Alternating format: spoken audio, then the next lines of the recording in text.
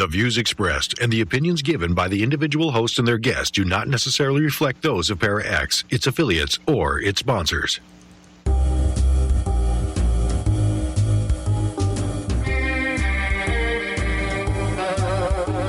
Step outside of your comfort zone.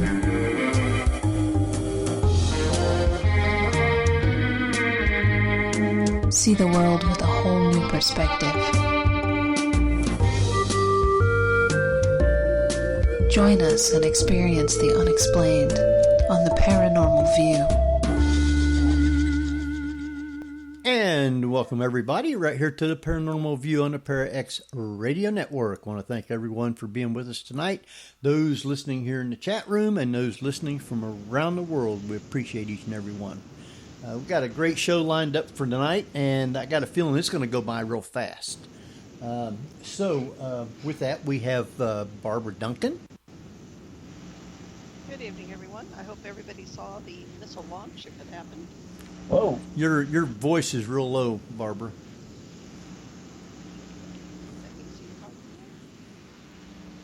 Yeah, you're like two rooms away. Yeah. I was watching the missile launch. Oh, did you get to see it go off? No. Oh. It's on the East Coast, but I did watch it on NASA television.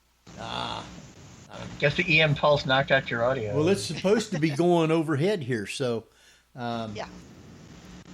Patsy's in the chat room, so maybe she'll go outside the door and look and see if she can see it. Well, there are actually two Starlinks and one that was supposed to have some sort of weird vibrational, should be able to see a shock wave go through. Yeah. All right, we got with us also Jeffrey Gould. Hello. I guess that's better than a Steve Shock Lee wave. Yeah. And we have with us Tabby Cat Gash. Hey, everybody. And got a great guest lined up for tonight, and I got a lot of questions for our guests. So, and I'm sure that Barbara, Jeff, and Tabby does too. And hopefully we will get a lot from the chat room, which if you have a question tonight, you can private chat to H. Foister, Ceiling Cat, or Tabby, you in there? Yep. I don't see you. Oh. Hang in there. All right. If Tabby gets on, you can send the questions to her if you want. Yep. With that, though, Jeff, you want to introduce our guest? Absolutely. Well, tonight's guest is Lynn McKenzie. She's born loving animals. Lynn's passion lies in helping others to attune and awaken to the teachings and wonders that all sentient beings wish to share. Lynn's greatest passion is helping people identify, foster, and embody their unique psychic, intuitive, animal communication and healing gifts. As Lynn got older, her affinity for animals grew, especially for horses. So I guess that's just wanting a stable environment. In 7th grade, her inner impulse was so strong that on a regular basis, she bicycled 26 miles round trip from her family home to the city in the country just to be near horses. So from childhood, she has also loved all things from the magical and invisible realms, psychic, intuitive, and healing. So welcome, Lynn McKenzie. Thank you so much, Jeff. It's my pleasure to be here. I'm sorry about the stable pun. I know that was tacky. That's okay. Jeff's like it sometimes. That's totally fine with me. So, how did you find out that you had this ability that you got into being able to communicate? You know, I would say it was a process for me. So I was born loving animals. I felt deeply connected to them. As a child, all I wanted was an animal. I wished for a dog or cat or anything my parents would let us have. Every birthday, every time we went to a wishing well, everything like that. And eventually they did get us a dog, but at first they weren't so keen on it. And, I think it was just through that and then getting very involved with horses as a teenager around 14 or so. I just kind of went from a normal kid to girl gone horse crazy almost overnight. And in spending all the time that I spent with animals, I always felt like really in tune with them, and that, I was communing with them. And then, remained an animal lover for the rest of my, years, until one day I learned about this training. I didn't even know this field existed, at one point. I mean, I was born a long time ago. So one day I heard about a training program for this, and I had been already, engrossed in doing every kind of healing and intuitive development training I could, and I went off and I took the training, and I went, and where's lo and the behold, proof of it all that? the dam broke. What do you mean? It all just I've heard started this coming through, and I truly am a believer that everyone can learn this. I believe we all have our own psychic, intuitive, and healing gifts. But I truly believe that given the right circumstances and information, that everyone can learn to do this. Wow. So, do you talk to Mr. Ed? I talk to animals. I haven't talked to Mr. Ed particularly, but I talk to animals, and predominantly now I teach others to do it. I've been doing this for a lot of years, and so mostly now my focus has been on all the training programs I offer, and writing my book, of course, that I just wrote. Yeah, I hit the wrong button. That's why you was hearing the sound of the show that was playing on ParaX. So I got it fixed, though. So we got that straightened out. I'm sure that everybody else has got a ton of questions, so I'm not going to try and hog you here.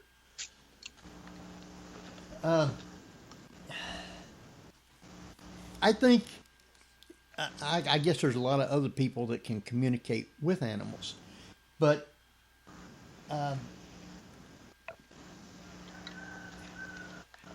do animals know that you can communicate with them and they seek you out to talk to you? They often behave differently around me. I remember years ago when I was living in Toronto, and I got asked to come and speak to a parrot club that was in Guelph, Ontario. And that is like, about an hour's drive with good traffic, going west of Toronto. And, they wanted me to come and speak that evening. And I remember saying to the girl, I'm going to have to drive out there a lot earlier in the day, because I don't want to get in rush hour traffic, because then it could be 3 hours. So I said, I'm coming in early. And she said, okay, come straight to my house. We'll go for dinner, and then we can go to the parrot club.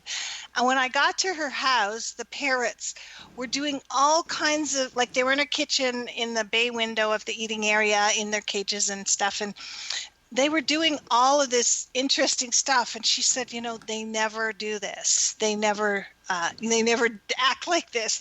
They completely know you're here and what you're here for, and that kind of thing. And, I have so many pictures from students showing me their animals interacting with me on their computer screen while I'm teaching a video or something, and they're watching it. So, I mean, so many, it's not even funny, especially cats. And they're batting at my face and whatever, putting their nose up to me and all kinds of things. So, I would say yes, but, I'm also of the belief that, it's not like I keep the lines of communication open 24 hours a day, 7 days a week kind of thing, just for my own sanity. But I do feel like animals do recognize that I understand them to a larger extent than some people might take the time to do. It makes me wonder, that scene in Ghost with Whoopi Goldberg, and they find out that she can communicate with ghosts. So they're all lined up. Do animals do that too? She can talk to me. I have this to say. I need to say it now. And do they line up to talk to you? I don't feel like it's really that way. I mean, one of the things is, I communicate with animals over a distance most of the time. I'm hardly ever in person with the animals anymore, in this new world of first of all, lockdown, and also, just technology and stuff. I have clients all over the world. So, but, I don't feel like it's like that, really. I mostly focus on it when, if I have a client, then I spend some time and I focus in on tuning into that animal. It's, I'm not one who just does it off the cuff every 5 minutes, do it with a different animal. Otherwise, I'd probably go insane. But I have had animals, and I know that you read my book, Tabby Cat, and there is a story in my book of an animal that I'd already worked with a number of times that had me connect with their person due to something that went on. I won't share that story right now, but so that kind of thing can happen. And in 2007, my golden retriever Jigs, who really is the one who was a catalyst for me to get into this work.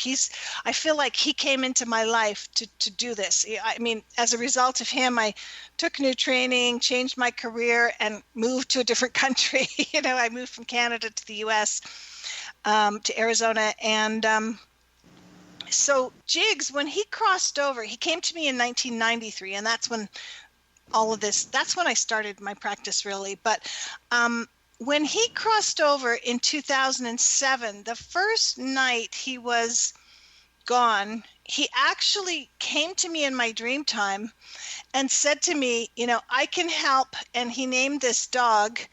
The dog's name was Gulati. I changed the name in my book because I didn't have a.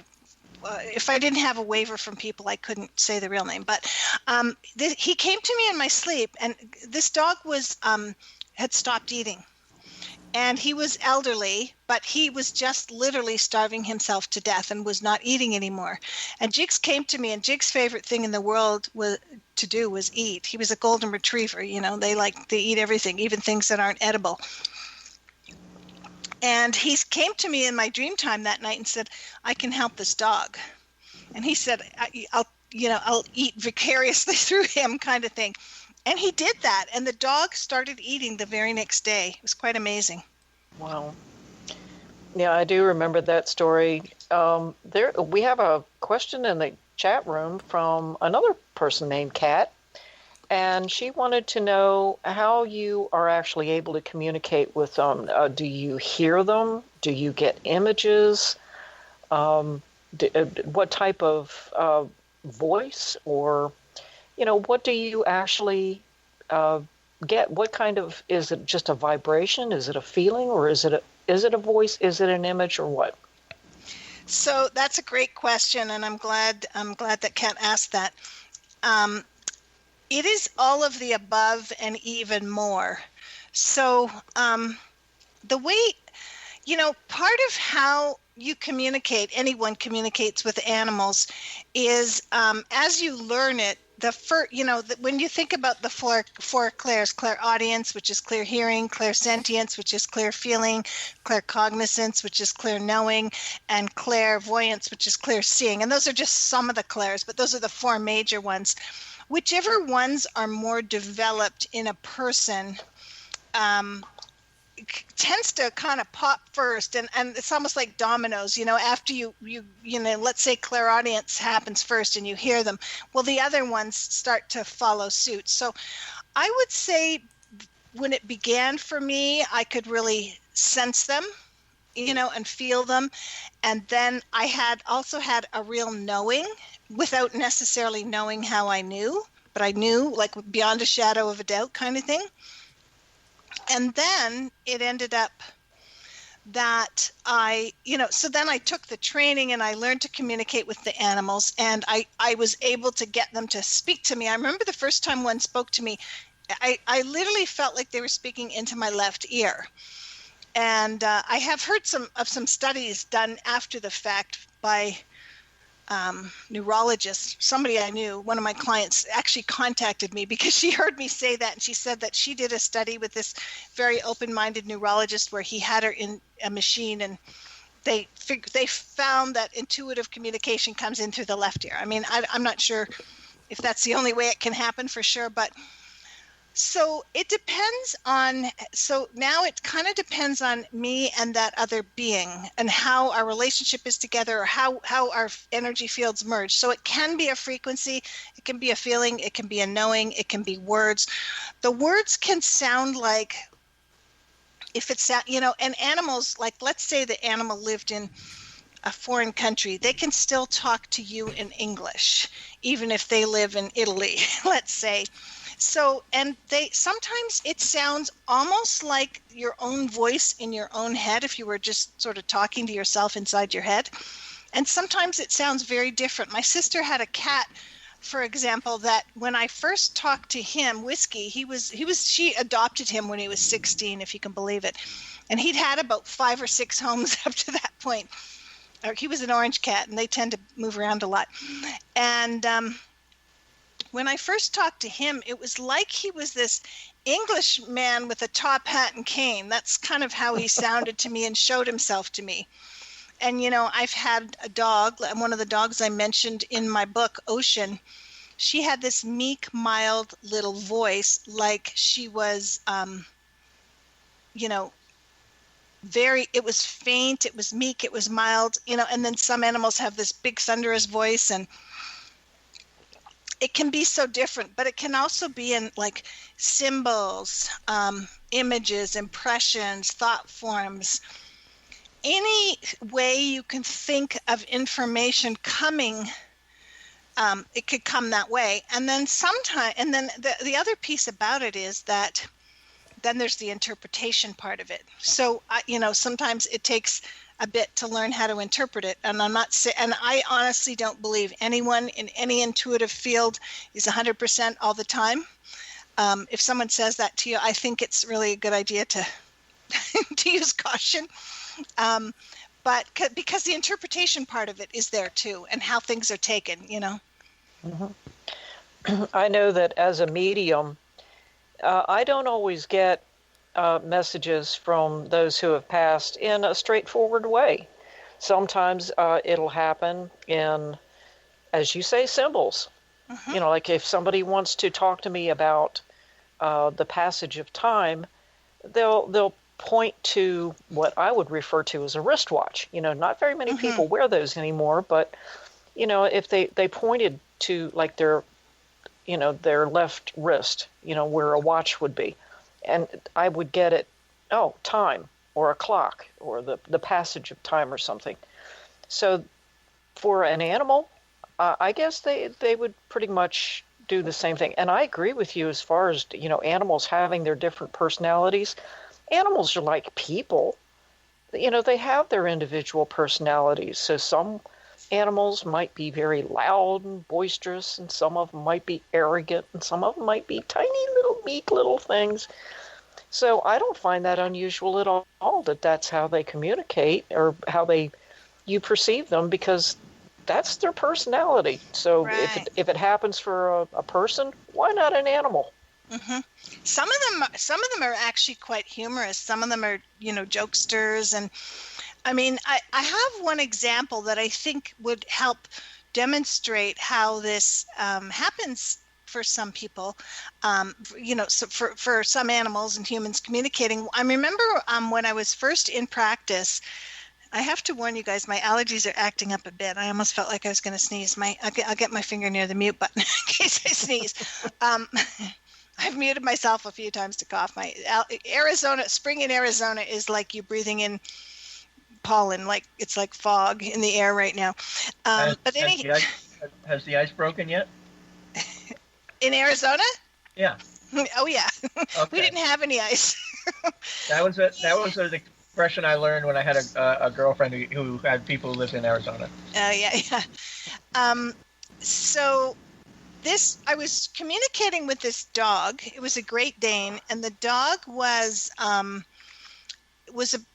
having a lot of health issues. The woman contacted me because she wanted to see if there was anything her dog could share about all these health issues, because I think this female Great Dane had like 4 or 5 health issues and was on 4 or 5 different drugs for them, and she wanted to see if there was anything that could we could figure out why this was happening. And, I talked to the Great Dane, and the first thing she did was she sent me this heart, and it was coming towards me, and then it would break. And a heart kept coming towards me and break, kind of in two. And, it would be very easy to think, okay, her heart's broken. But I kind of, asked her that telepathically. And she was like, no, it's not that. So, and it was a red heart that kept coming towards me and breaking. And I said to her person, she's showing me this red heart and she keeps showing it me at breaking. And she was like, oh my gosh, like I collect hearts. And and my friend, one of my best friends who's really close with the dog, just gave me a red one for my collection. And the dog is kind of like, there's no energy coming from the dog. And I said, well, is the dog around that heart a lot? And she said, no, she's a Great Dane. And this is in my living room. And that's the only room I don't let her in because all my good stuff is in there. And she's like a bull in a china shop. So she doesn't go in there. And the dog was just like zero energy about this being what they were talking about. So, excuse me, I asked the dog some more. And the dog just literally shot me an image of her neck and her collar. And so I just said to the lady, hey, does your dog wear a collar? And she goes, yeah, she does. And she goes, oh my God. I'm like, what? And she said, she has a tag on her collar and it's a red heart and it's a rabies vaccination tag. And, I'm not a vet, so I'm not allowed to advise people whether to legally, whether to, get their dogs vaccinated or not. But I said and the dog was like, instantly, that's it. And she was basically trying to tell me that she'd had enough vaccinations by her age. She did not need any more, and that some of these causes were vaccine driven. So, then I was able to help her by saying, I suggested a holistic vet, and maybe that she be treated homeopathically to reverse any of the impacts of the vaccination. And, we got to the bottom line, but I could have easily stopped at, oh my gosh, she's got a broken heart. And some people probably would stop there if they weren't as experienced, but I knew that the energy wasn't right with that. So I just kept going and followed the breadcrumbs kind of thing. Yeah. Well, there's another question from the chat room from Moofy.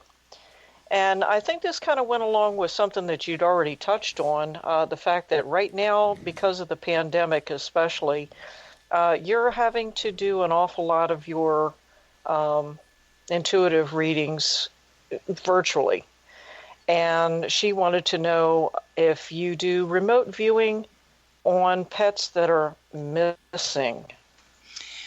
So I have in the past. And, even before the pandemic came to be, I do everything over distance just because my clients are all over the world and it's time effective and cost effective for me to just do them from where I'm at.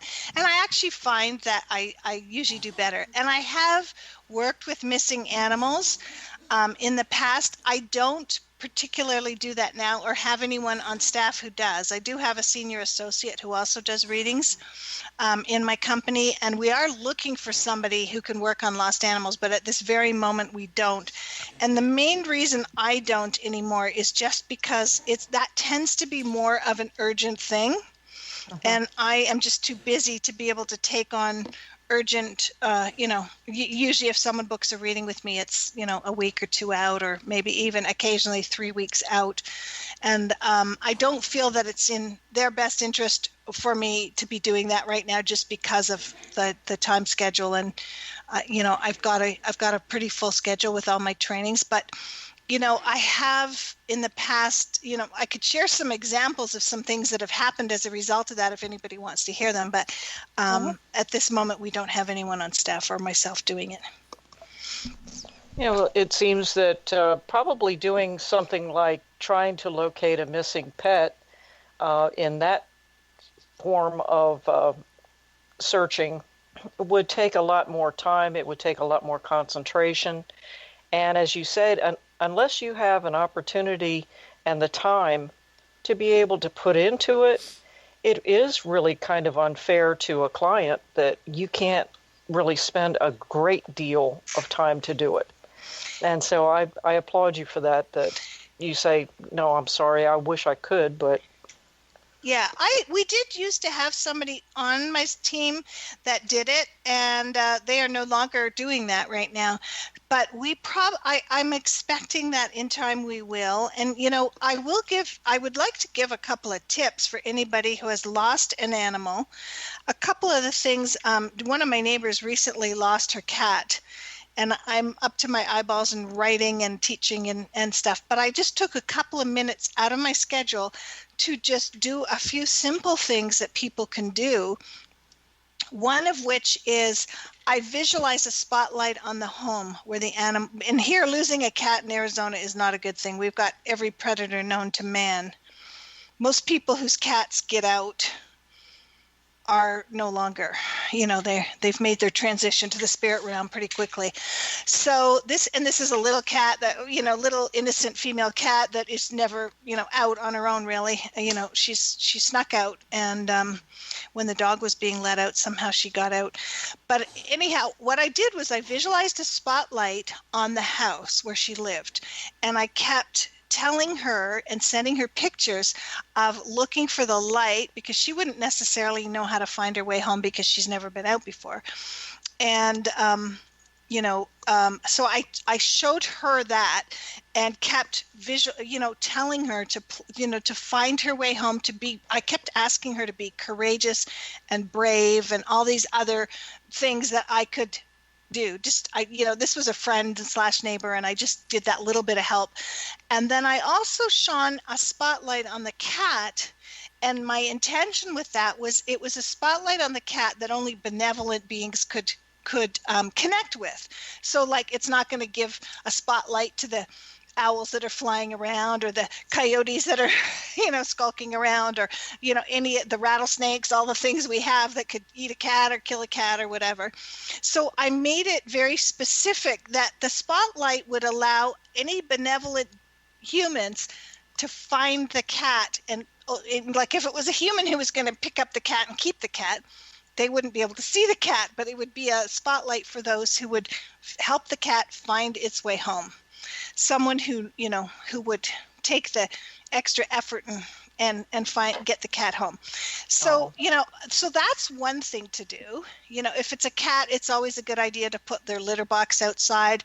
And even with a dog, something that you've slept on, or slept in, like a nightshirt or t-shirt you've worn or something, for smell. Cats are even probably more into smell than dogs. It sounds funny because most people think it's the opposite. Going out and shaking treats. But sometimes when animals are lost, they get scared, and they don't even if you're calling them and they're somewhere nearby hiding, sometimes they don't always just run because they're so freaked out. So I do a lot of exercises on grounding them and giving them bubbles of protection and all that sort of thing.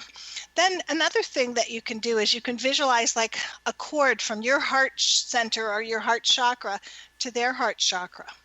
And you can visualize that invisible cord going to wherever they are, and you can visualize kind of reeling it in and the two of you getting closer and finding your way back together.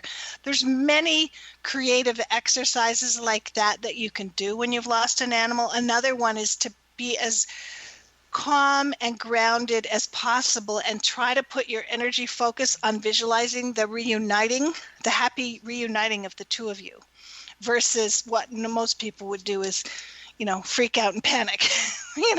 Standard human nature. Standard human nature, Yep. But the more we can be balanced and centered and just talk to them in our own minds, even for people who don't necessarily think they know how to do this, just talking to them is going to help them. Yeah. Part of my curiosity, where in Arizona, by the way? I am just around the Sedona area. Oh. Yeah. I spent a weekend in Sedona. It's fantastic. I hiked up Cathedral Rock. It's fantastic. Yes. Sadly, it's not what it used to be. It's getting too overrun and crazy. But that was bound to happen.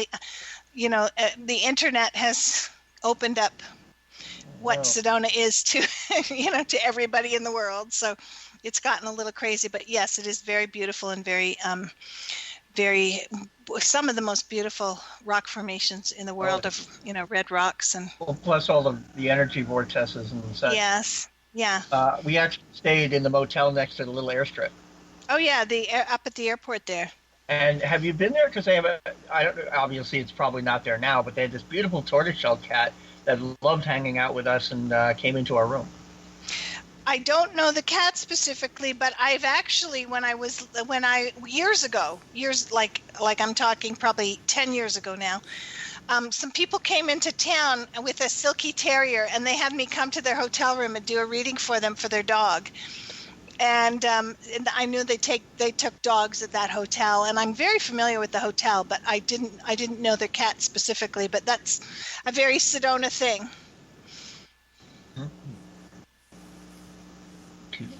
They also have a good restaurant at that airport. Yeah, we got a little cafe. Yeah, we ate there. We'd have breakfast and stuff. Yeah, it's different owners now, but it's good. Oh, okay. Well, depending on, because it was the first time we ever saw cow traps, but not traps, but the bars across the grating across the road, so the cows would walk over. We call them cattle guards. Yeah, Arizona is an open range, so in Arizona, if you hit a cow on the highway, it's your fault, not the cow's fault. So you just have to know that the whole state is an open range, and those cattle guards, the cows won't cross them, so it keeps cows off the busy roads and stuff. Certainly puts a new spin on the don't pick up hitchhiker signs. I have actually been driving down the Cornville Road once. It's very close. The Page Springs Road, which is very close to Sedona, just outside of Sedona. And there was like cows in the middle of the road and walking around, and you just stop and let them do where they go with it. I mean, they were not supposed to be there, but they were.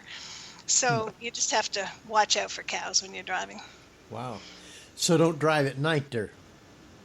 Well, yeah, probably not, or at least have your lights on. Everyone here drives at night, but it's...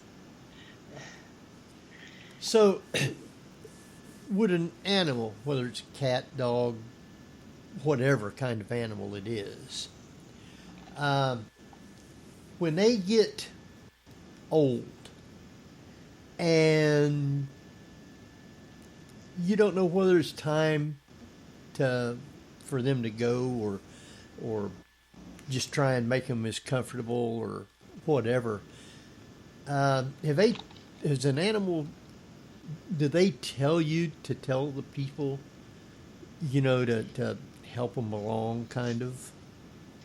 Absolutely. For some reason, without me even planning it or having any intention of this happening, as I did consultations for people over the years, my specialty kind of became the death and dying process and connecting with animals in the afterlife. And like I said, it happened just naturally. And I do love helping people with that, because that is a very trying time for people. So, I did a lot of communication with animals that were, and some of them aren't even old, but some of them are, close to crossing over due to illness or whatever the case may be.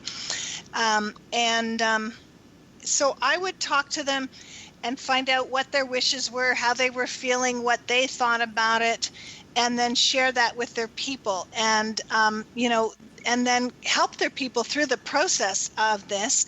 And then I do a lot of communication with animals that have already crossed over as well, more either recently or even in the more distant past. But I did a ton of that work, and I do love that, because it really brings about so much peace for the humans to be able to know that they, I believe that we don't die and that our animals don't die, that the soul, the essence of our souls lives on forever.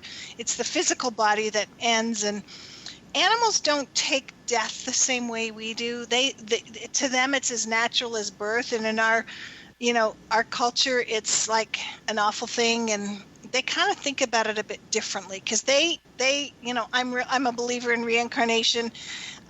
They just kind of pop back in a new body, when the time is right. And I help people even with that process. So absolutely, 100%. So would an animal like that, if it was like one of ours, how would we know that it's trying to tell us that?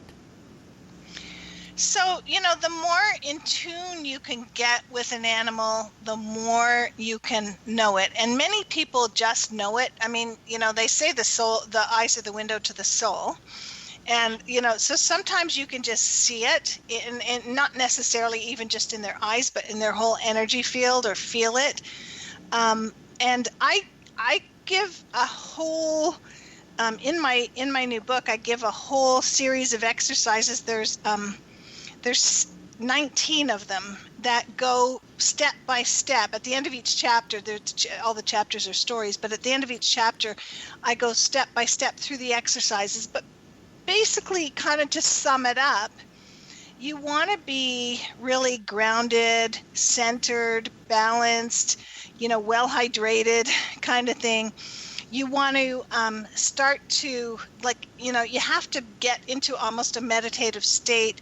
You want to open up the connection with them. You want to link your energy field up with the energy field of your animal companion.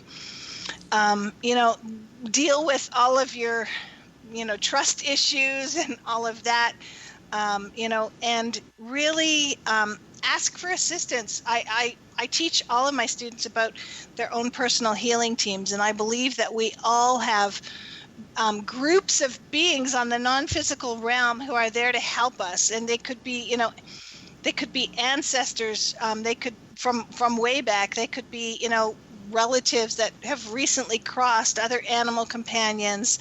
They could be, archangels, reincarnations of, Edgar Casey's on my healing team. Different ascended masters, or I think I said angels, archangels, that kind of thing. And really just opening ourselves up to a place where we're able to receive that information. And many people are able to know just because they know their animals so well, even if they haven't taken any formal training or, pursued any study in this. But, with something as important as making a life or death decision, I think it's really important to take the time to learn learn all the steps and practice them. And for anybody who's really interested to learn how to do it and practice doing it, and not try to make a decision that deep with it, or maybe get help from somebody who can help them with it. You know what I'm saying? Yeah.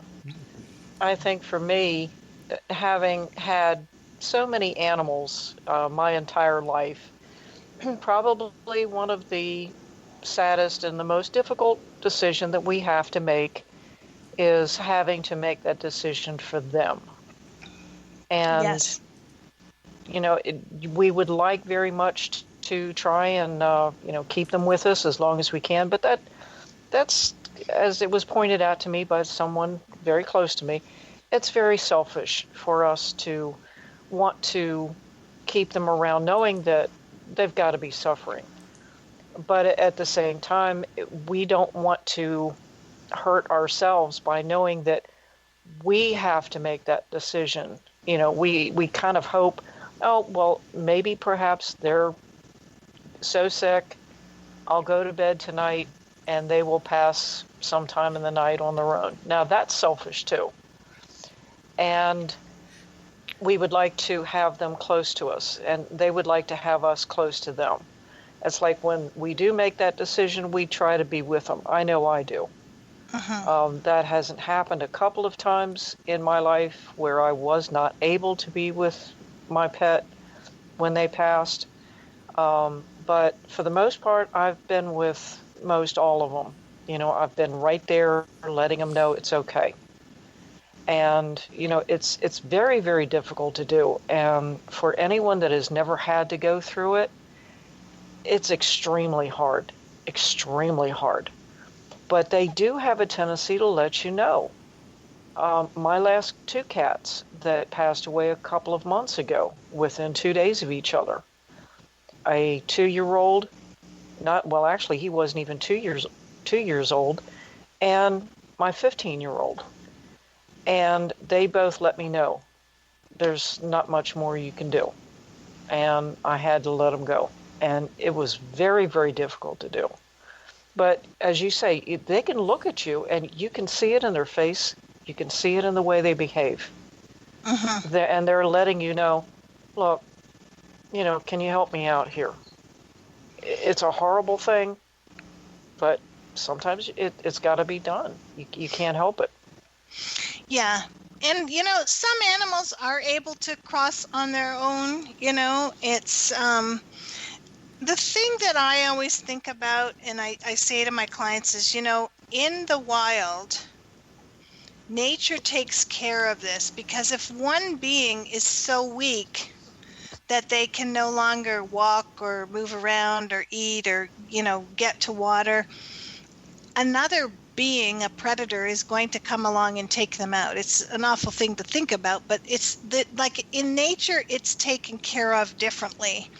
And like for humans, we have hospice, and we have all of those, they don't euthanize people in most places, but they have ways to keep people comfortable in their end of days, which isn't as available for animals. Although I do know of some people who are trying to, work towards doing something like that for animals. But the thing is, I think as us being guardians who are bringing our animal companions into a life in an unnatural environment for the most part, I think that it is one of our duties at times and one of the kindest things we can do for them. And I will share that I've connected with so many animals who have been helped across the Rainbow Bridge. And I would say, I can honestly tell you, I've never had one that said, why did you do that to me? I didn't want you to do that. They're all they're in so much gratitude, and it's like when they cross over to the spirit realm, it's like they're in puppy and kitten bodies, and free and soaring, and it's like a beautiful thing for them. It's not a bad thing at all. And they're still connected to us. They're in the spirit realm. They can still be around us. And, cats and dogs don't get stuck in the astral plane and have problems. They can come and go and be in all places at one time. And it's quite amazing. Yeah, I've definitely had cats that have passed that have, I could feel them actually rubbing up against my legs. Oh, yeah. I've heard them meow because, every cat, just like a human being, has got their own individual voice. I've heard them meow. And there was a couple of dogs that I had that, for whatever reason, even though he didn't have bad teeth, he always had bad breath. And I continued to smell that smell of his breath and everything. And I knew he was around. So yeah, that they have their way of letting us know that they're still here, and I think that's probably the most comforting thing.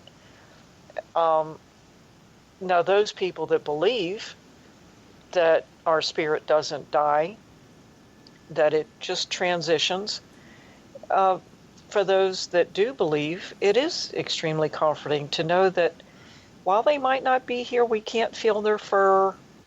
We can't be, we're not able to pet them and cuddle them and tickle their ears and their paws. They're still with us in some ways. And yes. That kind of brings me up to my next question, is that animals can be so attuned to the way we're feeling that they seem to know when something's wrong. And I never really understood that for the longest time. I'd like to get your take on that. How do you think, especially like cats and dogs, which are our two main pets, how do you think that they are able to pick up on us, physically, emotionally, mentally, and spiritually? So that's a great question, and it's one that I'm glad you asked.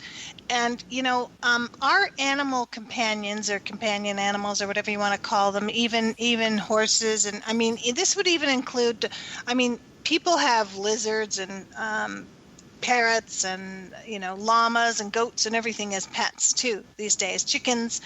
Our companion animals, they have one extra chakra that humans don't have, and it's a major chakra for them, and it's called the sensing chakra.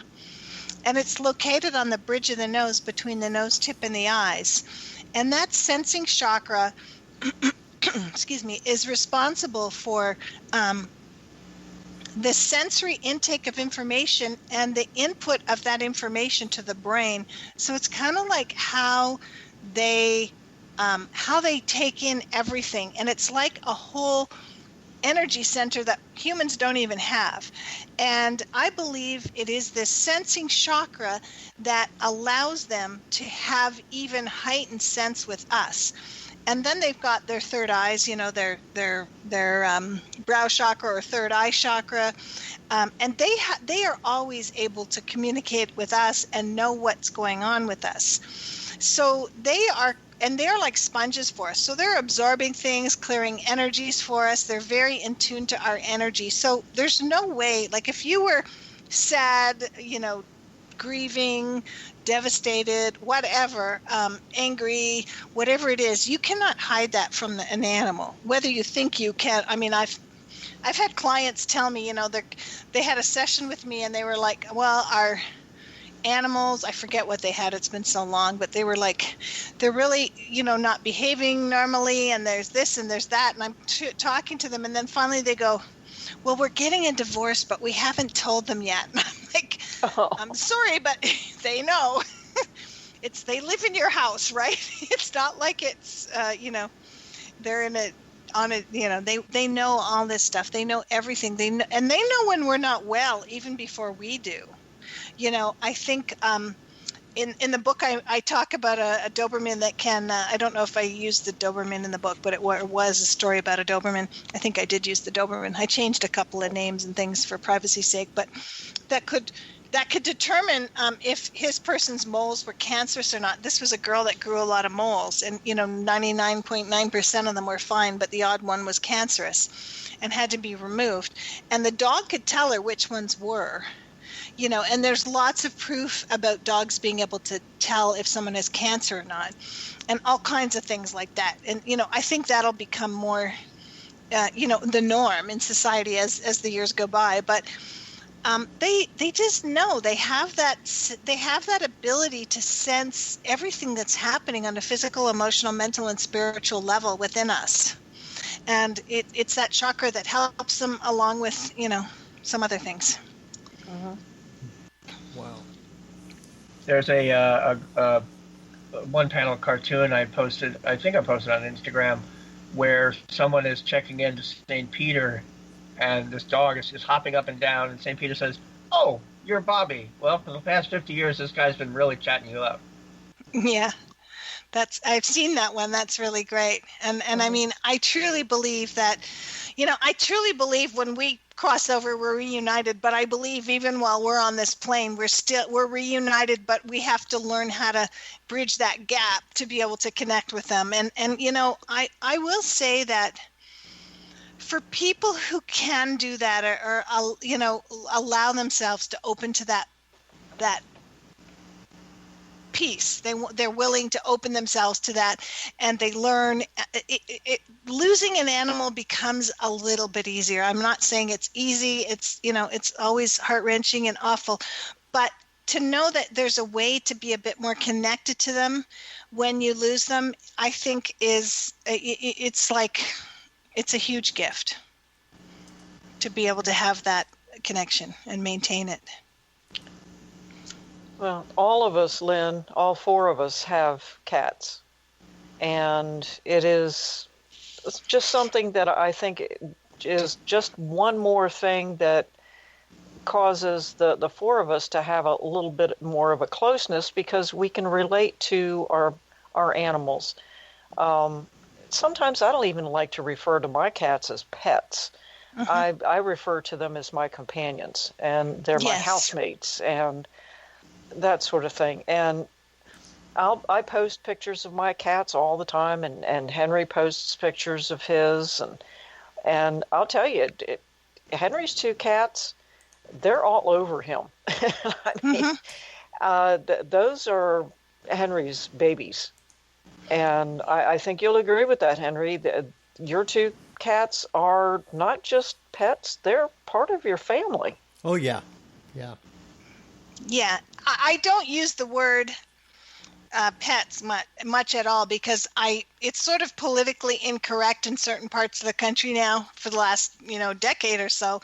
And you'll notice I probably might have written it in my book once. You might read the word pets once, only because there was just no other word that made sense in that place. But for the most part, I call them animal companions. So many people call them their fur kids or their fur babies, and we think of them like. To most people, animals, especially anybody who loves animals, they're not commodities or just, something that's external from us. They're a part of us. They are family. Yeah. Except mine is the grouchy roommate. Some of them can be that way. I mean, grouchy roommate. Yeah. Is that why you have to feed it cheeseburger? I have 4, and they're all so extremely different. Yeah. It's just incredible. But Puka is one of the main ones, and he's kind of weird. He sounds like he's complaining a lot and kind of scoldy sometimes, but I always know what he means. I know when he's like, this is what I want. I'm like, well, you can't have that. But if he's outside, I know when his scolding means, I want to go inside, bring me inside. Mm-hmm. Yeah, they're very demonstrative and vocal and all different, depending on the animal. They all have their ways of letting us know what they need and want. And, we're going to this deeper place that I teach people to do it's just a way to be even closer with them, to even understand them better, be able to help them more. But yeah, they're they're all, and whoever thinks, I had someone on Facebook the other day go, "You are crazy, animals don't have souls." And I'm like, I just said I feel sorry for you. You know what I mean? And all kinds of other people were saying the same things. If you had lived the life that I've lived, or probably any of you have lived, there's no way to believe that those beings that we share our lives with don't have a soul. It's just, to me, it's not even something that I would consider. There's no doubt in my mind remotely. Yeah. I mean, you can tell just by looking at their eyes sometimes, especially if one of my cats doesn't feel well, like the one that wasn't even 2 years old that passed away a couple of months ago, I could see it in his eyes, and it was just so sad. And there wasn't the vet tried to do everything they possibly could for him. Unfortunately, there were a few things that they didn't do that really irked me, but when it came down to it, he held on as long as he could. He fought as much as he could. And yet when he looked at me, I could tell that he was saying, I'm very tired of being poked and prodded and having tests run and pills shoved down my throat and being force-fed and everything. I'm tired of this. And I could just tell just by the look in his face. It hurt me, but, I was trying to do the best I could for him. But I could tell by the look on his face. And even though they didn't necessarily have the same human features, there was still something about his eyes and just the way he behaved, the way he may have cocked his head or something. It was like, I'm tired. Mm-hmm. I'm just plain tired. And how could you say that something that can communicate with you in such a profound way doesn't have a soul, that isn't aware of itself? How could you say that? And a being that has so much difference. I think it was maybe, I don't know, I think it was Jeff who was talking, I don't know if it was Jeff, I think it was Jeff talking about his cats and how they're all so unique and different, so incredibly different. Like, they're like, just like we are. I always say we're all snowflakes. We're all so different. We come in different We come into this lifetime different.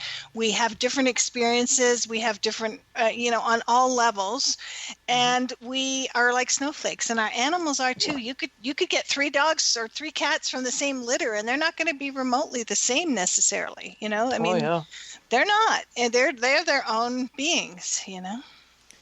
So Now, do you notice a difference between the consciousness and the communication levels of, say, what we would consider wild animals like tigers, even snakes for that matter, or mountain lions, etc.? Down where you are, I'm sure there's mountain lions. Oh yeah, I had a bobcat yesterday right in my yard. Do they have a different tone and communication level as opposed to, say, domesticated? I feel like they communicate different information. Our animal companions are kind of like kids to us, but I feel like wild animals in the wild, like all animals in the wild, they have the ability to communicate to us as individuals. I mean, what they would be talking about would be slightly different. But we can also communicate like with whale as a whole, as the species as a whole as well. I mean, there's and we could do the same for cat or dog or whatever, as opposed to the individual. But I feel like the consciousness is also is the same in all beings. I don't believe that humans are superior or anything like that. I think sometimes you get more profound information from animals than you might from some humans, not in all cases. But I truly believe that all beings are able to communicate on pretty interesting levels when we get down to it. Well, I often wondered whether or not, say, like California cats would be different than, say, Park Avenue, New York City cats, because they grow up differently. They have a different environment. They have a different lifestyle. Well, their humans do, and whether or not that would also slant how they communicate. Yeah, I mean, it can. And one thing to remember is most beings that we're communicating with have had many lifetimes before this one. So they could have had lifetimes in other countries, etc. But, if they're talking about current life stuff, I'm sure that a cat that lives on the 25th floor of a high-rise in Manhattan, would have different things to say than a cat that lives out on a ranch in Wyoming that's out, catching mice and chasing butterflies and whatever. You know what I mean? There is that difference. But then remember that they've had many lifetimes, and they have the animals on a soul level. I mean, the communication that I like to do with the animals a lot of times is like communication that's a little bit deeper, communication that can help us raise our consciousness and grow and evolve and, that kind of thing. But yes, I mean, there's different perspectives for sure. Just like if you spoke to a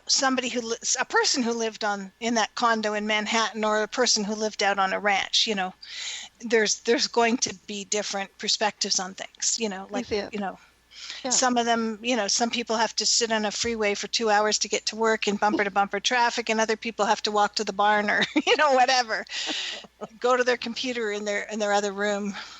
You see, I often wondered about mine because she's grouchy, but she grew up in a barn full of horses. And I got her as a retirement cat. So she came into a nice retirement, and she's just grouchy because I don't know whether it's because, like, what the heck? You kids get off of my lawn? You have to take the transitions because some of us do have rescue cats. Yes, absolutely. And don't know what their prior history is, so it makes it kind of interesting. Yeah, and cats really have their preferences and probably make them more clear than any other species. Oh yeah, definitely. They're unique. Yeah. It's interesting because more cats are drawn to meditation or things of esoteric things, studies, and the unseen realm. And I've seen more cats come in and take over the body of another cat. Like, let's say you lose a cat, to like one of your cats crosses over, and then like the next week or two, you might see one of your cats acting just like that other cat, which is totally out of character for the cat. And that cat has actually come with a soul agreement and entered that cat's body for a few minutes to revisit you and to make you know that they revisited you. And this happens so often. I can't tell you how many people have already told me this, but I mean, and how many cats tell me this when I communicate. Oh yeah, I came in and I took over, so-and-so, and they'll go, oh my God, that was her, or that was him.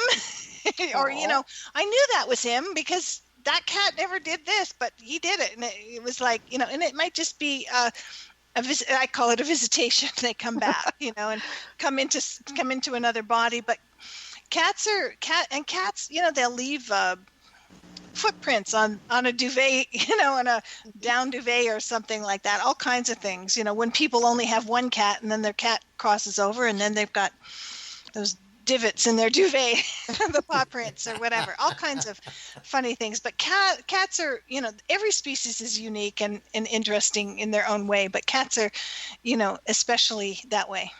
Mine is sometimes possessed, but I'm not quite sure what. I tell you, our time is already run by, so what we're going to do is take us a quick break, 6-7 minutes, something like that. And if people listening in has questions, you can send them to us, and then we'll get to them when we come back on the other side.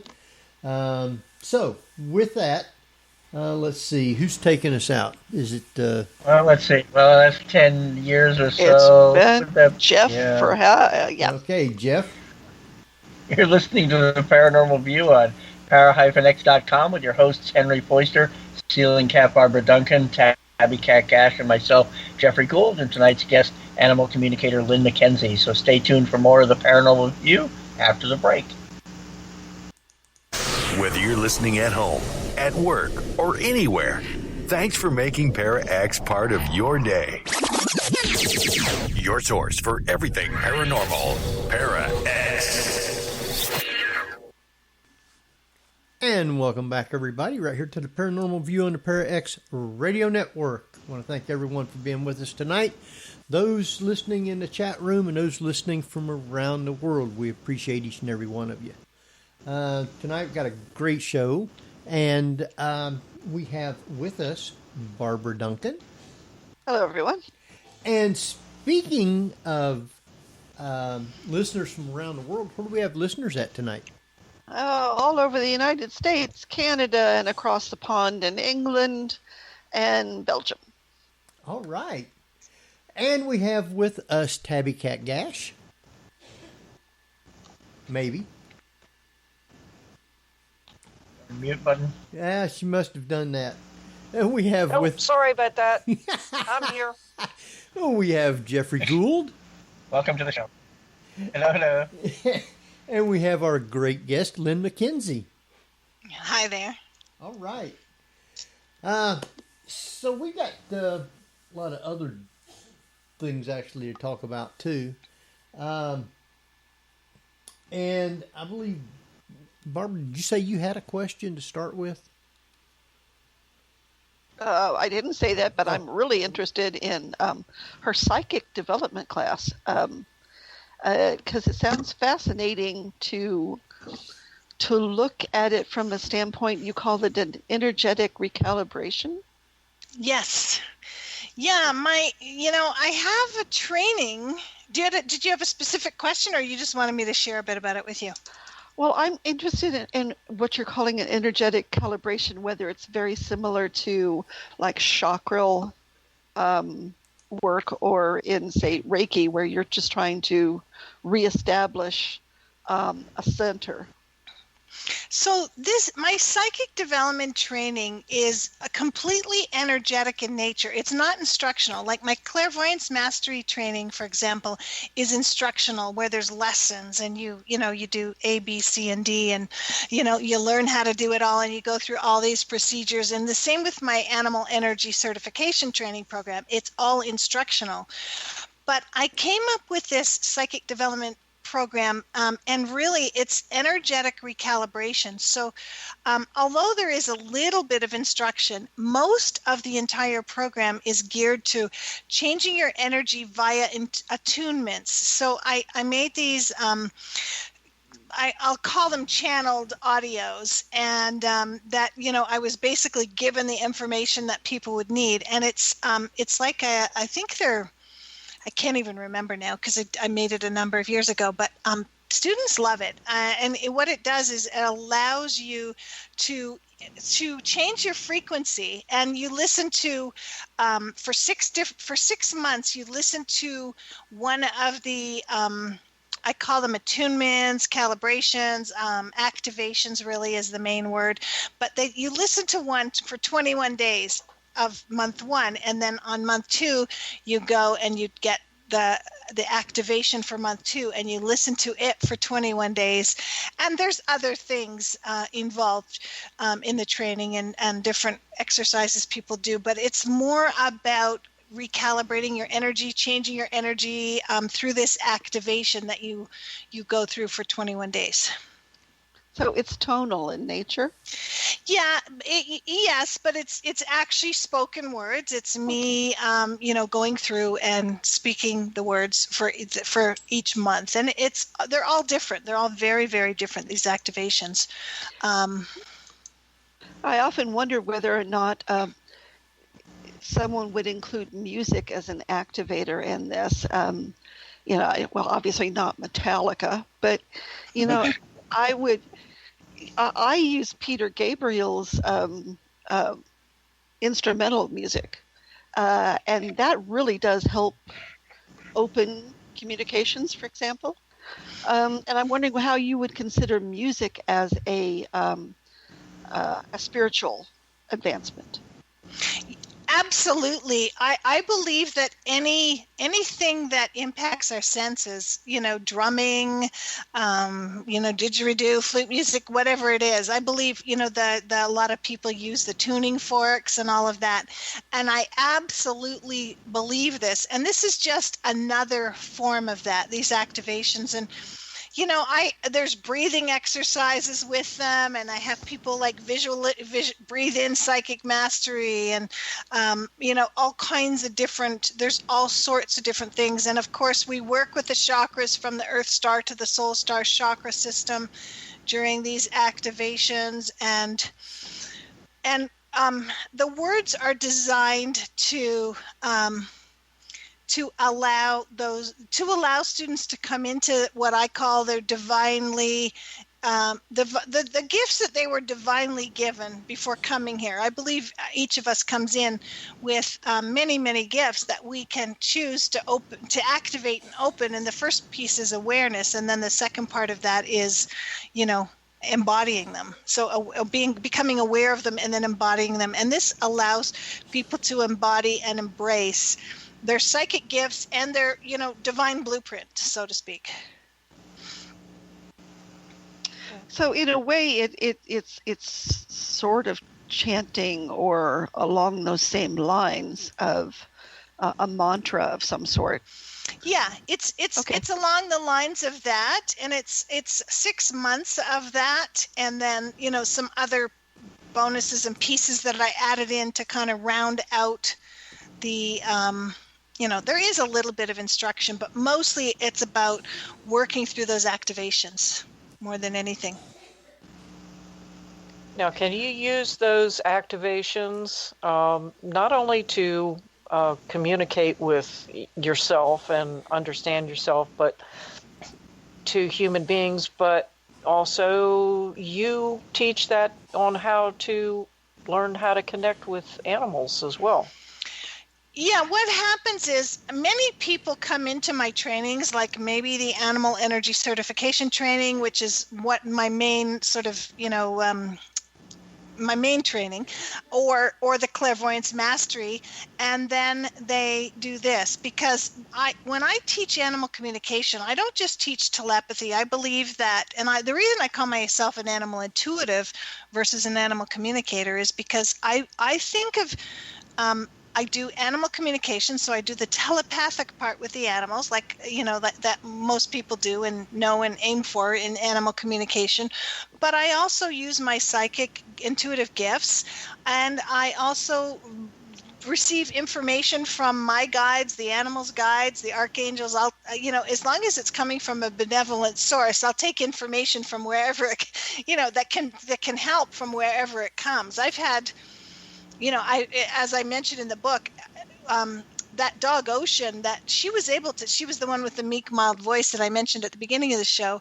She actually told me the first words out of her mouth were, "It's my duodenum," and I know some people say duodenum, and but she said that word, and that's how I could relate to it, because that's how that's how I had heard it said in Canada.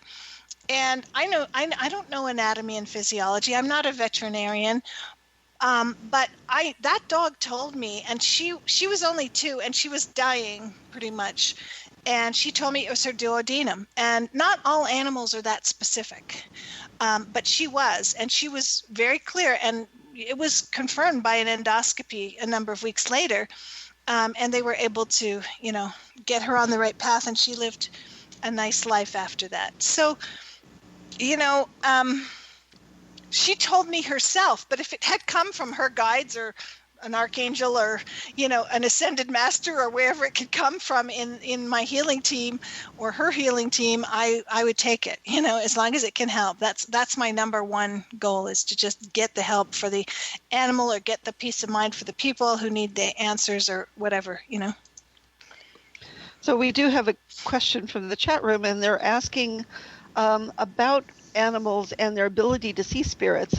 Do you think that animals have the ability to see ghosts, angels, other types of beings? 100%. Many times when I used to do a lot more consultations, I still do a very limited few, but over the years, while I was doing consultations more regularly, and even now sometimes, when I'm connecting in with an animal companion, for somebody, all of a sudden it'll be like there's an elderly gentleman there with them, and they'll let me know. And I'll say there's an elderly gentleman around who's coming forth, and your cat or your dog or your horse or whatever wants me to let you know about this being. And they'll go, "Oh my God, it's my dad," or it's my grandfather, or it's my brother, or it's my husband, or whatever, and so 100%. And oftentimes that is that person's way of coming through. Like either the animal is helping them to connect with that being that they're already connected with, or that person, the grandfather, the father. Let me take a quick sip. My throat's getting really dry. will end up, that they'll sense the opening of the portal, and they'll go, "Okay, I'm going for it." I'm coming in. So it's very, and animals sense other animals coming in. When one of our animal companions crosses over and comes back to visit, sometimes the way we know is because our cats are telling us so. Now, that comes to mind. We do have another question from the chat room.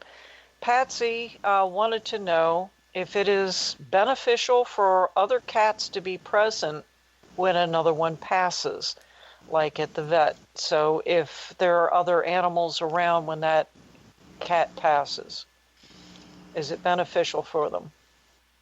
I think it is beneficial for them if it's at all possible. I also think it's nicer if your animal can pass at home if you're helping them across. I know that's not always possible.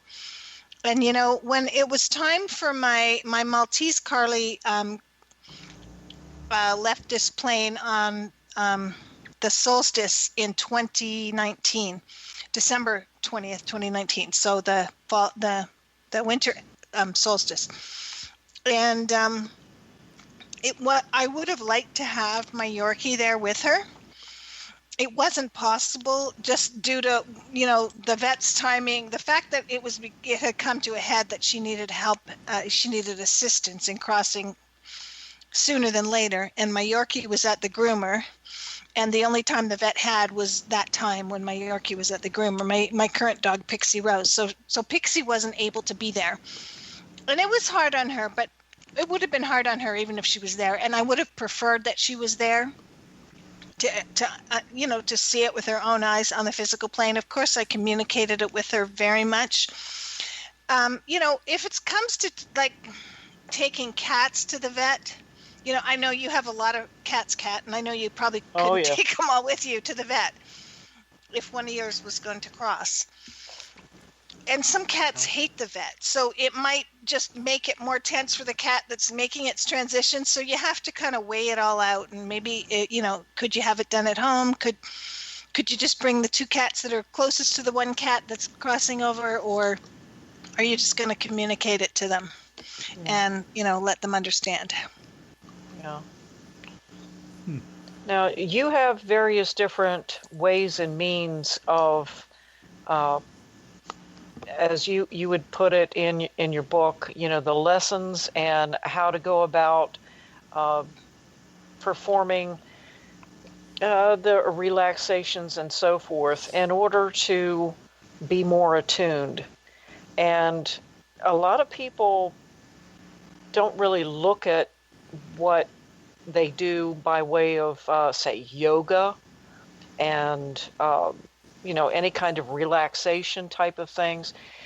They're looking at that as just from a physical standpoint. They're looking at it from a health type of thing.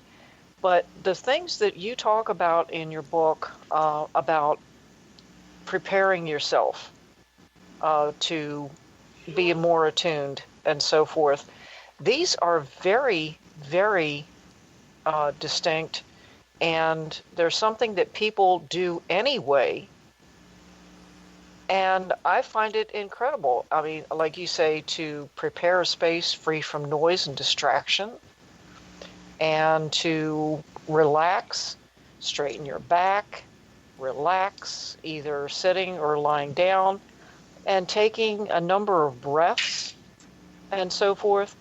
And I think this is probably one of the most interesting, to visualize a white light coming down from above toward the top of your head where the location of your crown chakra is, and then visualizing it entering there and then going through your body and filling every cell with white light. I think that is absolutely fantastic.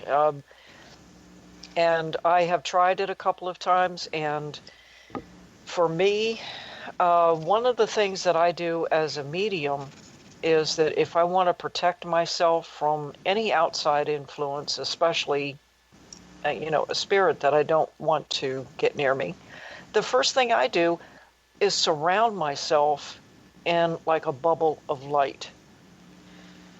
And that really helps me to focus. It gives me a peace of mind, and it helps me through the rest of whatever I'm doing, whether it's an investigation or a reading for someone. And I think this would really help a lot of people, for just about everything. Yeah, 100%. We have the ability to do this. I believe we all have the ability to be way more in tune with energies, all energies on the, invisible realm, ability to communicate with animals, to communicate with those in the spirit realm, whatever you want to call it. And what we're missing is the procedure. A lot of people, like humans, get really busy. We've got busy schedules. We've got phones beeping. We've, texts coming in. We've got phone calls. We've got people, wanting to talk to us. And there's just a lot of pulls on our attention and our energy and all of that. And people have, radios and TVs going on in the background. And it's just it's like having noise that's blocking us from this higher consciousness that we want to achieve, we want to connect into and tap into, and and just that what our goals are for connecting in with the spirit realm of any level. So when we have like a procedure that can help us to relax, to quiet our minds, to put everything aside, and to just come into what it is that we want to do, be clear and open about it, and we have success that way. And like things like doing yoga or drumming or connecting, like even connecting with nature. Hiking could be your spiritual practice, but having some kind of spiritual practice where we bring some of this into the forefront allows us to do things that we weren't even aware of before. And it's a matter of training yourself. I call this work the path of mastery of the soul, because we all have the ability. It's just a matter of, are we going to take advantage of it and apply ourselves. Right. And so my book, Bark Name Meow, is very instructional as well as telling stories. Like, it's really about the stories and about the examples and about the experiences of people with their animal companions and all of the variety of ways that animals come to us, like as partners, as teachers, as guides, as healers, as catalysts, as bridges for us. They come with all these different abilities to help us. But I gave real instruction. Like I actually, at the end of each chapter, I do some writing about the lesson of that chapter and what we can all learn from it and take away from it. And then I give a reflection exercise where people can actually try to apply that lesson to one of their own animal companions. But then I give a really in-depth training on an instructional training on how people can get from point A to point B.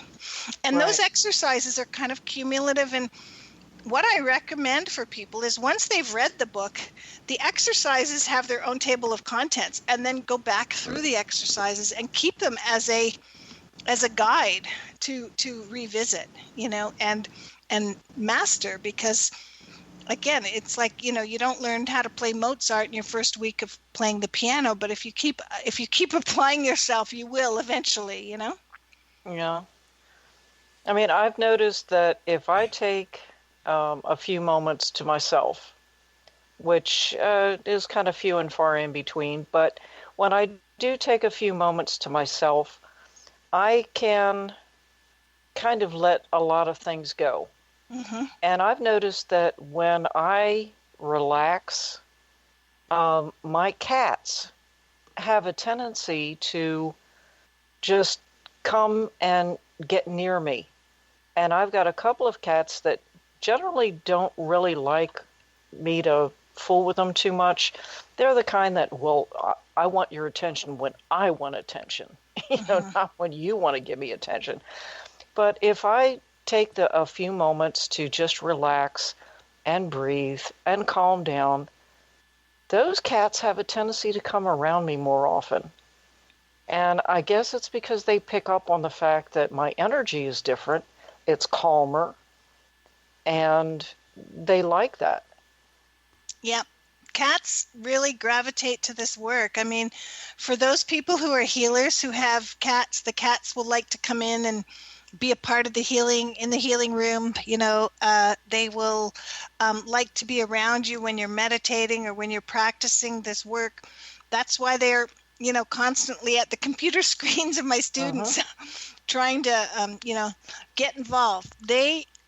That's like a big message, to anybody whose cat does that they're looking for more of that from you. Yeah. And they say cats don't suffer fools easily. If a cat wants you to be a certain way, they're going to, kind of let you know that when you're doing it the way they think is right, they're going to be around. Do it my way, lady. Oh, definitely. They are like that, yes. Yeah. Yeah. they want, it's almost like some of them will only give you the time of day when you're behaving the way they want you to behave. Yeah. And you better know it. Yeah. Uh-huh. And Yeah, they do gravitate towards mellow. We had a temple cat, and when you meditate, right in the lap, almost all the time. Yeah, they love that. Cats love that. And other animals do too. They just show it slightly differently. Obviously horses can't jump in your lap, hopefully. If they do, you might be in trouble. Well, a mini horse. Unless they're minis, yeah. Unless they're minis. But, they, and horses are very sensitive and very spiritually oriented beings. Believe me, I believe they're the ones who taught me how to be psychic. Just in the way they communicate. But every species is so very different. And in the way, they all bring the same lesson and message forth, but in their own unique, special way. They certainly do. I could not even imagine my life without animals. I've had an animal my entire life. And, cats and dogs. And my husband had ferrets for a period of time. And each and every one of them have had their own unique personalities, their own quirks, and some of them have been real pain in the butts and so forth, and some of them have been the most loving animals in the world. And I couldn't have loved all of them any less for their personalities and so forth. And for those that I've lost over the years, I look back on them with fondness and love every moment that they shared with me. And for the times in my life that I really needed companionship and, just a quiet understanding, those animals have really been there for me. And anyone that allows themselves to feel that they have a connection to their, pets, will definitely realize that there is a connection there. We do need that. We don't always just need a human companion. Sometimes we need like a soft paw or a waggy tail or, a lick on the cheek or in the ear or something from a big floppy dog. That sort of thing. I think it's part of our human nature that we really do need to have an animal in our lives. And like we recently had another guest on the show that their particular companion is a snake. Now, me personally, I could never get close to a snake. But this person has had this snake in their lives for 17 years. Wow. And has such a close connection with that particular soul that it's like another human being. And so until or unless you actually connect with another species of animal, you don't really know. And there are people that don't even want to try. And it's sad. It's very sad. Yeah, and a snake can communicate, as well as a cat can.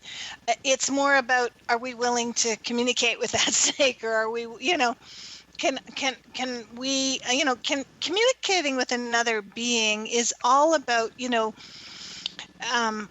is all about the belief that all beings have divine wisdom to share, and then also understanding that we are all equals. We are all and surrendering to that, and to, if you're terrified of snakes, which some people are, they're one of the species that people are terrified of.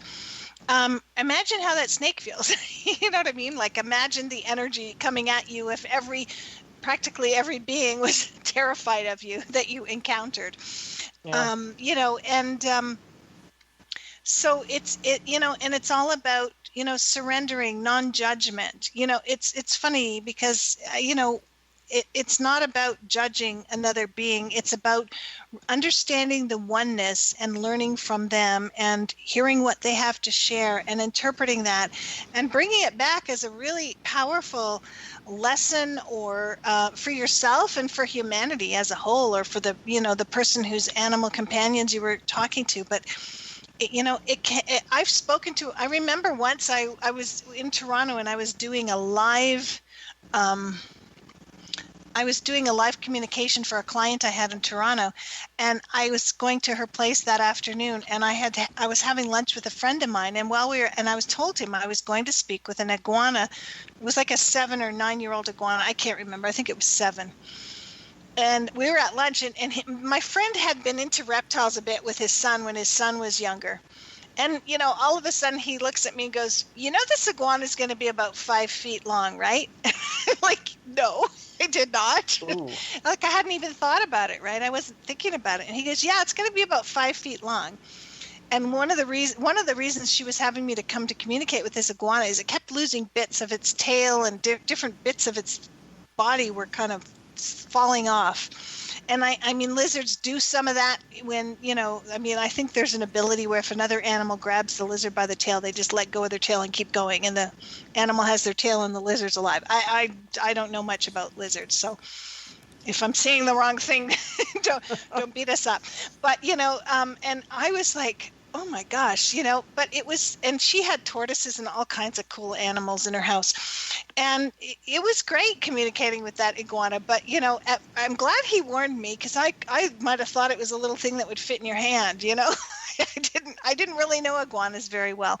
I've communicated with like llamas, iguanas, goats, chickens, all kinds of beings, not including the wild beings, but all kinds of them.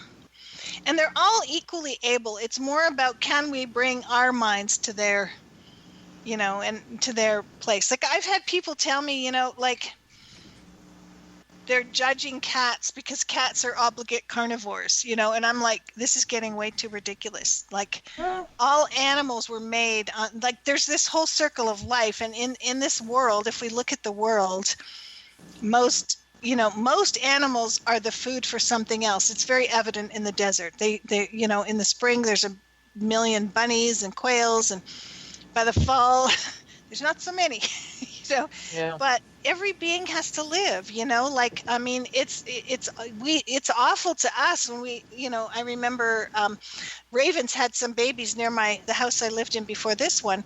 And one night the owl raided their nest, and, it was awful. There was a scream, that blood-curdling scream from the, tree, and it was awful. But, the owls have to eat, and their babies have to be able to live too. So it's an interesting concept, and I don't want to go too deep into that. But I mean, we have to just sort of surrender to the way that is. That's not going to change. Where are owls going to get their food, or eagles, or every living being on this earth. But it's about understanding the oneness and being open to that, and practicing non-judgment of other species and all of that. So essentially, you had a parliament going after a murder. Oh, God. Oh, no. So since this is a paranormal show and we do the full spectrum of paranormal here, I have to ask you this question then. Do you feel that your attunement and your ability to be receptive to other creatures, given the recent UFO sightings and documentation, do you think you would have better luck in contacting alien life because you could communicate with other souls other than human? I would say 100%, my answer would be 100% yes for everybody who has opened their consciousness a little bit more. It isn't something that I have specifically focused on. So, I would have to bring my focus. Like, I always believe that the more awareness we have about anything, the more ability we have to move our consciousness in that direction, and have more ability to communicate with animals, or to communicate with those on the other side, or to communicate with aliens, or whatever it is. I really believe that is that is possible. And it's about once we learn one psychic or intuitive sort of modality or how to connect or communicate with one being, I believe it's much easier to learn to communicate with the others. And I believe it's also important to bring that into our awareness and understand what's already happening and what's already possible, so that we can sort of strive in that direction if that's our desire. Yeah. So you're eliminating the shock and the veil, so to speak, of saying it's not possible to yes, it is possible, and you're not shocked when it does happen. Yeah, it's like if we don't know something exists or is possible, or that we could possibly potentially learn to do it, we'll never do it, But once we become aware of it, like I had to first become aware that animal communication was a field, where even though I always was an animal person and felt that I learned at a younger age, how to communicate with animals in my own way, and how to, develop my psychic intuitive gifts, which I feel that I learned from being around so many horses every day of my life for so long. Even though I lived in the city, I made it a point to be around horses pretty much every day that I could, and ride horses. There was a long period of time in my life that I was riding 2 horses a day for, ages.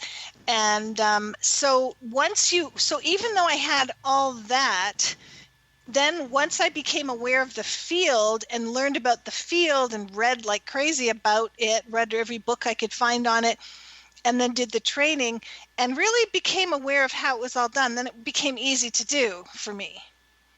But had no one ever, introduced that to me, I don't know that I would have, had the same experience, just because I think it's really about, that's why I'm sure I haven't listened to your show up to this point, because I'm new to this show, not new to the concept.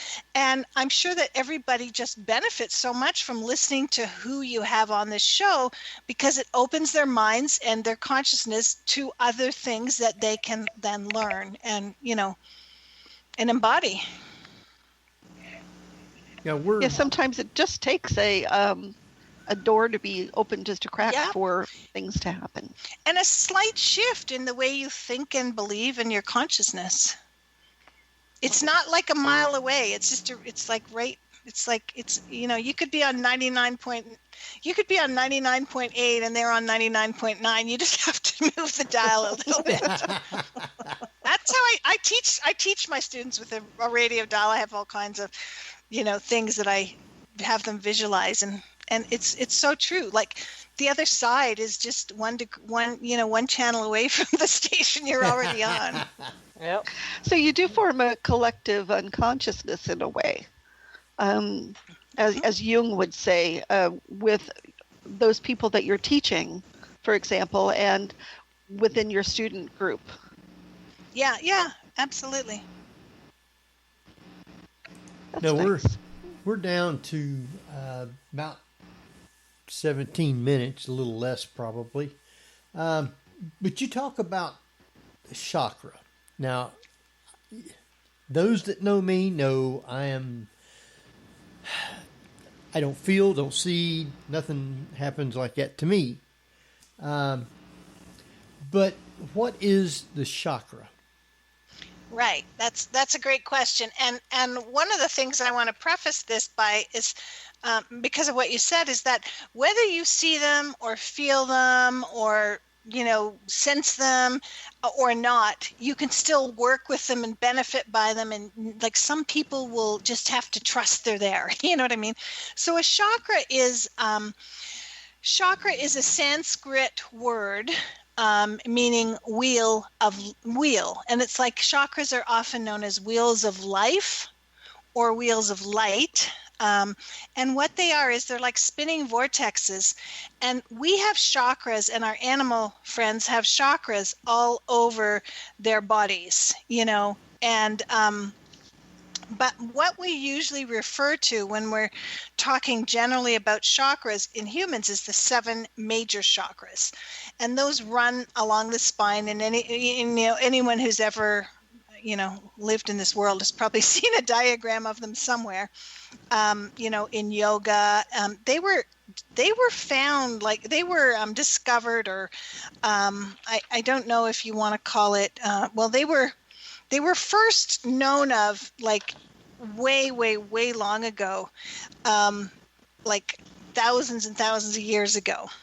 And so the chakras are basically this spinning vortex, and they kind of meet in the middle at the chakra point, and there's a vortex that comes out the front and out the back. And chakras are they help us to open up to our higher consciousness when we work with our chakras. And like I said, you don't have to feel, see, sense, or know about. You have to know they're there, but you don't have to feel, see, or sense them. And they are like what they do is they filter in like really vital life force energy. So that's how energy comes in into our beings from universal life force energies from any parts of the universe. And then it makes our way through into our chakras, and it goes through any filters that our chakras may have. So if you have an imbalance in one of your chakras, that life force energy coming in may have a little bit of a little bit of dirt and dust and clouds to get through. And then that energy comes in and it travels through your meridians and goes into your endocrine system and actually feeds your physical body.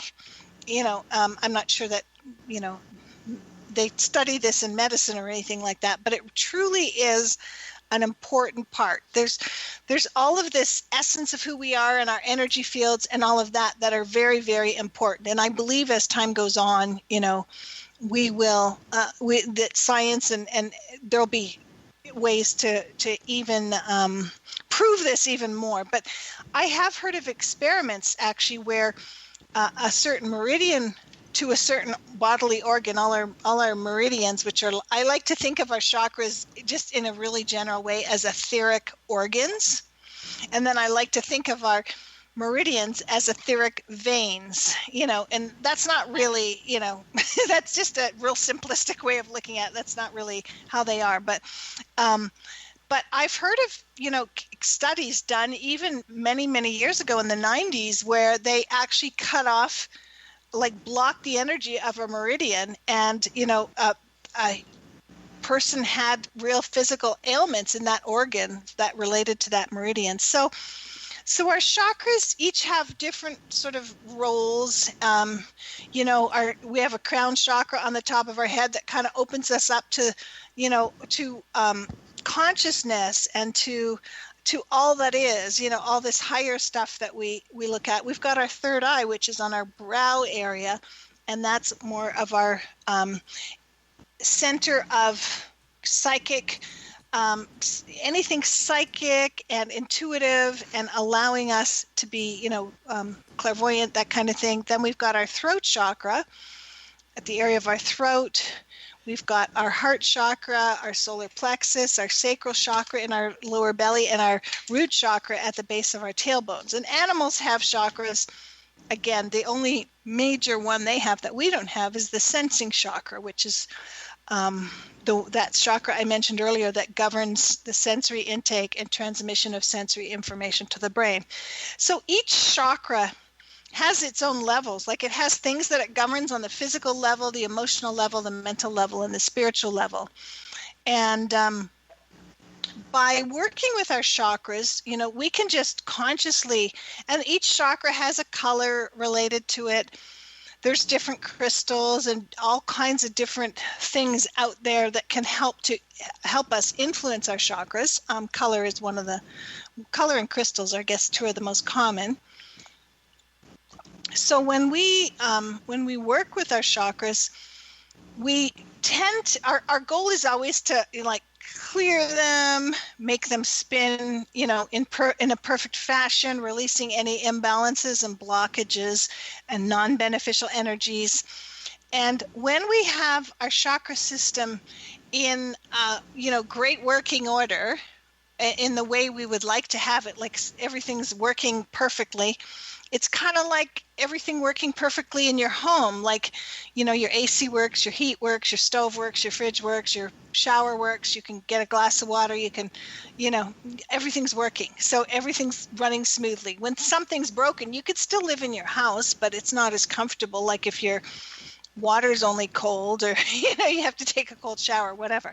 So working with our chakras allows us to be in more energetic balance and harmony, and it also allows us a greater chance of opening to animal communication, to our psychic gifts, to connecting with those beings on the other side, or aliens, or whatever it is that we're going to communicate with.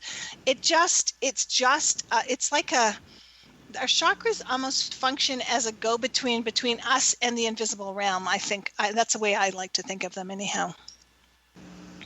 Wow. So, speaking of aliens, have you ever talked to one of them? I haven't. Well, I shouldn't say that. I feel like when I've worked, I haven't consciously tried to talk to aliens, let's just say that. But I feel like when I've worked with when I work with healing teams, when I mentioned our healing team, like earlier, we have like our ancestors, our loved ones on the other side, both human and animal. We might have angels and archangels and ascended masters and different guides. Like I said, I mentioned Edgar Casey, and could be our grandmother, our dog, whatever. But I also believe that we also have beings from other star systems as well in our healing team. That like I learned the concept of having a healing team when I took a training in the early 90s with a man by the name of Jeff Levine. He was from South Africa and lived in Ontario, Canada at the time. And I took his body alignment training, all 4 levels, plus his vortex alignment training after that. And on our final night of graduating from one of the higher levels, we had this meditation out in his boathouse down by the lake, which was a magical portal in itself. And we had this, we did this whole process where we doused out this sentence to connect with other beings and call them in to help us with this healing. And I remember, I don't know how I remember this, because sometimes I don't remember what I had for lunch or breakfast that day, but I remember the first part of it, and it was like this mantra we were saying, and it was like we radiate sound at encounters with, it was like some sort of extraterrestrial beings or something. And we all had instruments, and we had this, like, we had smudged the whole room, and it was just this experience that was like no other experience I've had. And I felt like we called them all in. And I'm talking maybe Octurians and, Pleiadians and whatever, but it wasn't like I was talking to one specific UFO, if you know what I mean. So we did have I've had some pretty out there experiences in my life, but I just haven't set out to communicate with, UFOs. Well, a lot of times communicating with some aliens can be a gray area.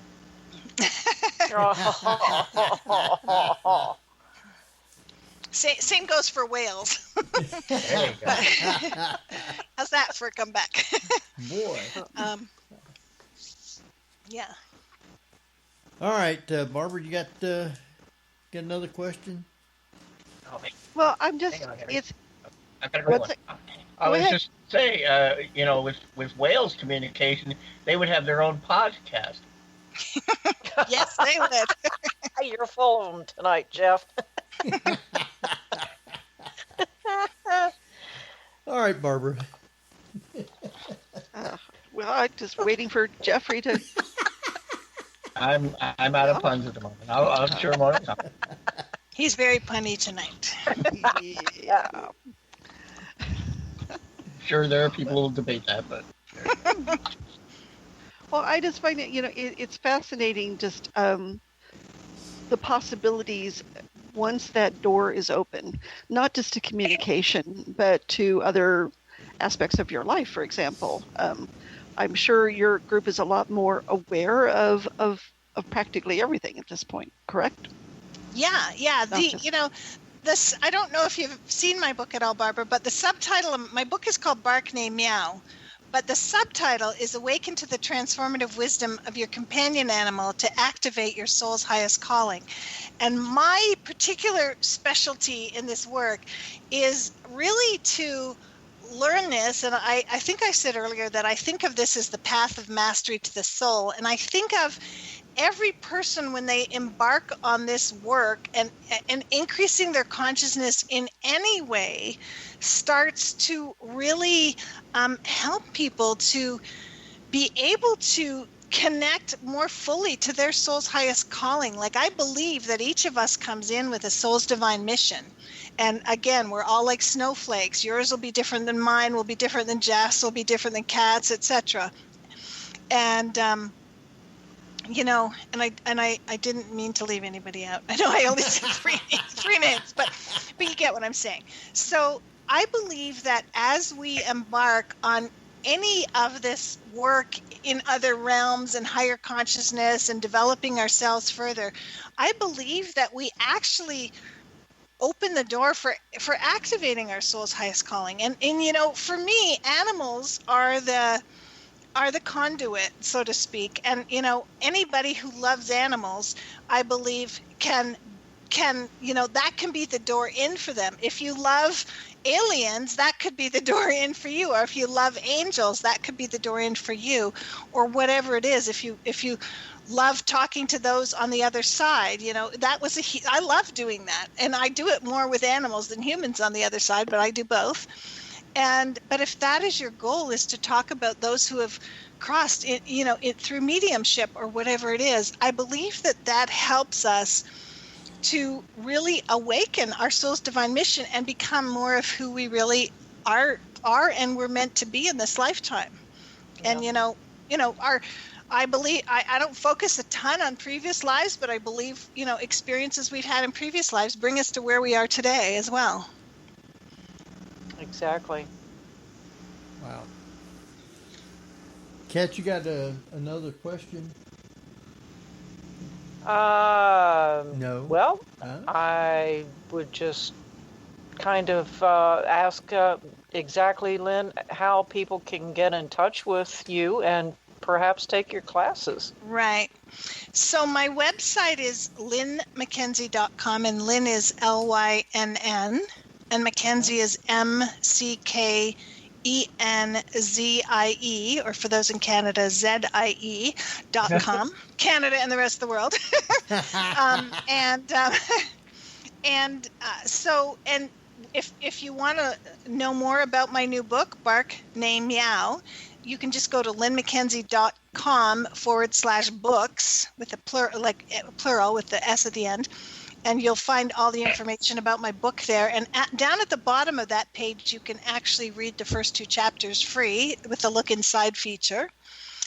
And I have, I have a webinar where you can, it's a free webinar. And if you go to my website, once you're on my website, way over at the top right-hand corner, it says free training. Excuse me, my allergies are really getting to me now. And if you click that free training button, you not only receive an amazing little training, and it's in a beautifully illustrated booklet, downloadable, but you also get invited to a free 90-minute webinar. And that webinar gets into a lot of what I do, what this work does, and it introduces the training and offers, I think, something like 60% off or something like that. So If you're at all interested in this work, I'd go and grab that free training, if nothing else. But yeah. And you can read all about me and, you know, on different pages in that website. Fantastic. Thank you. My history and all of what I do and have done. Board page, I'm going to have all of these links, including her YouTube and Twitter, her YouTube channel and Twitter and all. So yeah, my Facebook page is the most active. The animal. I think it's animal alchemy. Yeah, that's we do the most there, and I think that also goes to Twitter and Instagram. I don't know how to do most of that stuff. I know Facebook the best, but we also have a ton of videos on YouTube as well. Wow. people do the technical stuff for me. It's enough for me to just go to other realms. Yeah. I let them handle the technology. That's pretty much me too. I'm not exactly up on everything, but I try. Mess up sometimes, but I try. Yeah. Yeah. So we only got just about a minute left, and probably a little less than a minute. But I want to take time to thank you for being with us tonight, and I want you to stay on till after we're off, and we'll thank you. Yes, it was my pleasure to be here, and I really believe that it is a gift to everyone to be able to learn this for themselves. It opens so many avenues and makes life a lot better. So I encourage people to learn as much as they can about it. All right. Well, next week I know we'll have Thomas Wortman, and I've got a couple others that's supposed to be with them in a round table. I'm still waiting for the answer back on another one. So even if neither one of the other two can make it, we'll still have Thomas Wortman on next week. So we'll get caught up on a lot of this stuff about UFOs that's around. So Yeah. With that, we're going to run. This is Henry Foister. Jeffrey Gould. Barbara Duncan. Cat Gash. And we will see you next week at the same time. So good night, everybody, and stay safe. You've been listening to the Paranormal View on the Para-X Radio Network. Join us again next week at the same time for more of the Paranormal View.